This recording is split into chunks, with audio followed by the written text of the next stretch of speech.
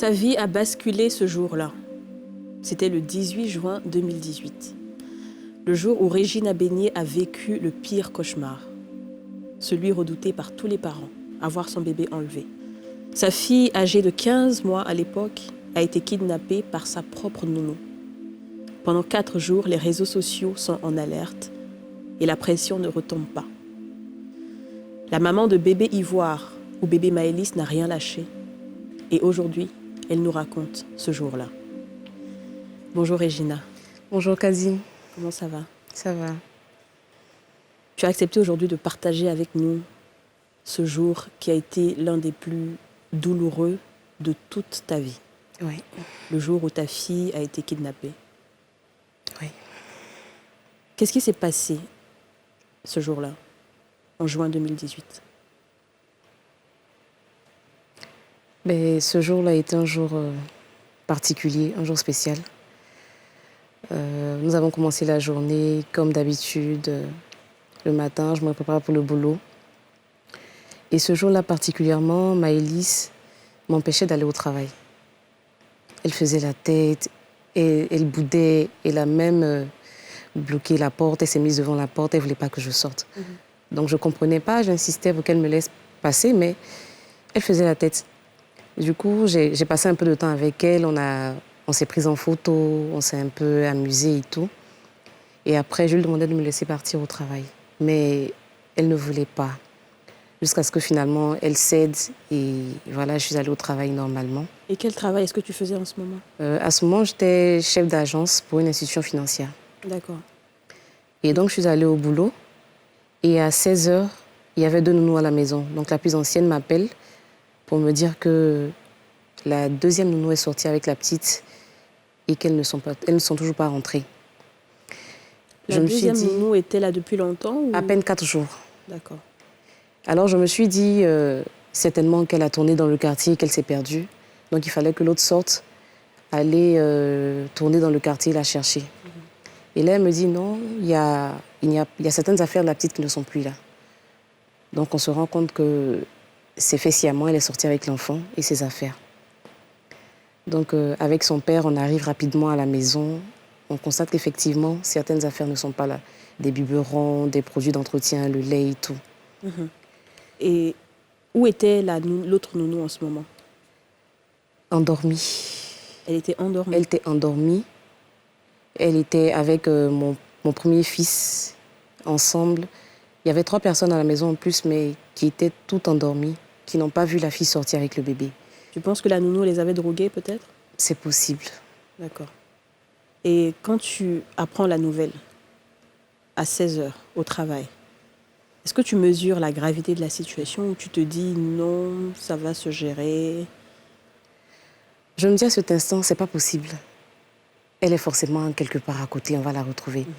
Je refuse de penser à l'enlèvement. Pour moi, c'est pas possible. C'est vrai qu'on voit un peu sur les réseaux sociaux des partages de disparition d'enfants, mais... Et on voit la vie de disparition. Mais voilà. oui. Toute la Côte d'Ivoire se souvient de cette magnifique petite fille. Ouais. Et donc, on arrive à la maison rapidement. La première chose à faire, aller au commissariat, faire une déclaration de perte. Et c'est ce qui a été fait. Nous sommes allés au commissariat, on a fait la déclaration. Les policiers ont posé beaucoup de questions, essayé de nous rassurer, nous disant qu'ils allaient faire le nécessaire. Et une connaissance aussi nous a demandé d'aller à la police judiciaire, à la PJ, pour aussi lancer l'avis de recherche là-bas. Et qui vous a donné l'idée de communiquer sur les réseaux sociaux? Déjà, j'ai essayé de contacter une plateforme de police sur les réseaux sociaux. Et j'ai une grande sœur que j'ai contactée aussi pour l'informer. Et c'est elle qui a été la première à contacter un média sur les réseaux sociaux. Et ce sont eux qui ont fait la première publication qu'on a vue là et qui ont lancé l'information. Et quand vous êtes rentrée à la maison, comment s'est passée cette nuit sans Maëlys à la maison? Il n'y a pas eu de nuit. Il n'y a pas eu de nuit. Jusqu'à ce qu'elle rentre à la maison, il n'y a jamais eu de nuit. Ouais. Et cette première nuit-là particulièrement, ça a été la nuit où il y a eu la grosse pluie à Abidjan, le 18 juin 2018, où il y a eu une forte pluie, il y a eu beaucoup de morts à la Riviera et tout. Wow. Et donc, à cet instant, on se demandait, Est-ce qu'elle n'est pas quelque part sous les eaux? Est-ce qu'elles ne se sont pas perdues? Est-ce qu'elles ne sont pas noyées? Vraiment, on s'est posé mille et une questions, mais il y avait la peur au ventre. Comment son grand frère a accusé le coup? Son frère, il culpabilisait. Il se disait, c'est qu'il a dit, maman, j'étais là, mais pourquoi je me suis endormie? Habituellement, je ne dors pas. Je ne l'ai pas vu sortir avec ma sœur. Il était tout en panique et me disait, maman, il faut qu'on retrouve ma petite sœur, il faut qu'on retrouve ma petite sœur, sinon j'aurais l'impression que c'est moi qui l'ai laissé partir. Et franchement, on essayait de le rassurer, mais sur les 4 jours, il a passé tout son temps à culpabiliser, jusqu'à ce qu'on retrouve sa petite sœur. Et qu'est-ce que le quartier faisait? Est-ce que tu as eu le soutien de ton environnement? Mon environnement a été présent du début jusqu'à la fin. Déjà, quand j'arrivais à la maison, après les déclarations à la police, la maison était déjà remplie. Tous les voisins, tous les quartiers, les collègues de travail, mais tout le monde était là. Parce que la nouvelle venait de se répandre avec la rapidité des réseaux sociaux. Tout le monde était là.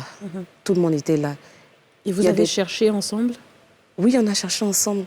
Il y a même des contacts qui m'appelaient pour me dire, mais chaque fois qu'on voit un bébé au dos, on arrête la personne pour voir si c'est pas Maëlys. Tout le monde était là. Il y a des personnes même qui veillaient à la maison, à prier. Vraiment, à aucun moment la maison n'est restée vide. Il y avait toujours du monde à la maison. Et 4 jours plus tard, Maëlys est retrouvée. Oui. Miraculeusement. Vraiment miraculeusement. Ça a été une grâce divine, ça a été une bénédiction, on va dire. Comment elle a été retrouvée? Elle a été retrouvée par la police judiciaire. Ils ont fait tout le travail. Ils n'ont rien lâché. Ils se sont donnés corps et âme.